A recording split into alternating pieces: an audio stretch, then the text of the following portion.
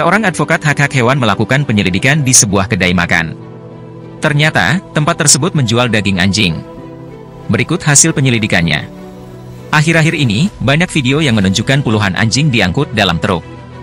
Anjing-anjing ini diduga akan dibawa ke tempat pemotongan hewan. Ini menjadi bukti bahwa masih banyak kedai makan atau restoran yang menyediakan hidangan berbahan dasar daging anjing. Situasi ini sangat disayangkan oleh masyarakat, terutama mereka yang mencintai binatang. Baru-baru ini, seorang aktivis dari Animals Hope Shelter Indonesia melakukan penelitian di sebuah kedai makan di Semarang. Satu warung makan jual menu daging anjing. Investigasi ini diungkapkan melalui konten dari seorang individu yang dikenal sebagai Christian Joshua Pale, yang membagikannya melalui akun TikTok dengan nama @animals_hope_shelter Indonesia pada tanggal 28 Desember 2023. Pale menemukan bahwa warung makan yang diselidiki menawarkan daging anjing sebagai salah satu menu utamanya, bahkan menyebutnya sebagai hidangan yang paling diminati. Sebuah klip video menampilkan seorang pelayan yang menyatakan bahwa daging anjinglah yang paling banyak diminati oleh pelanggan di warung tersebut. Dua penjual merupakan Muslim.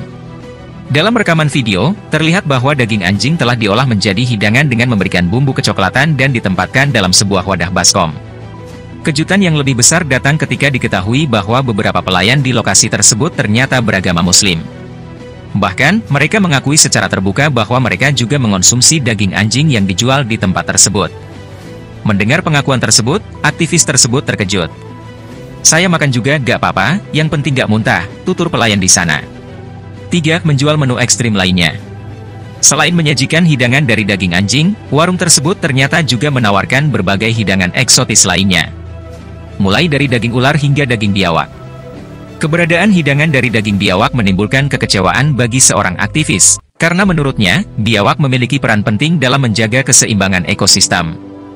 Meskipun demikian, pelayan hanya merespon dengan tawaringan ketika mendengar penjelasan tersebut.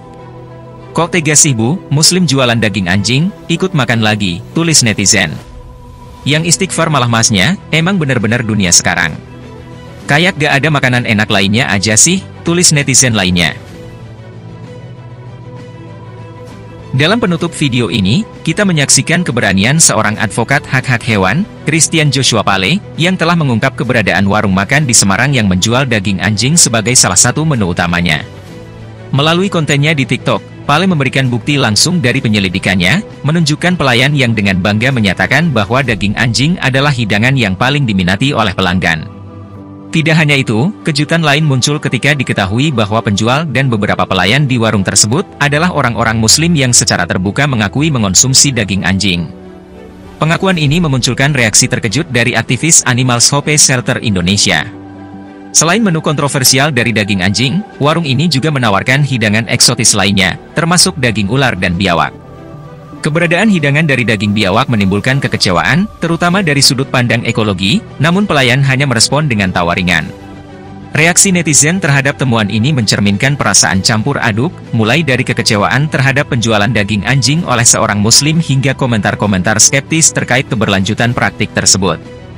Kontroversi ini memberikan kita pemahaman yang mendalam tentang isu hak-hak hewan dan tuntutan untuk menjaga keseimbangan ekosistem. Mari kita terus berjuang untuk melindungi dan menghormati kehidupan hewan serta mempromosikan praktik makanan yang berkelanjutan.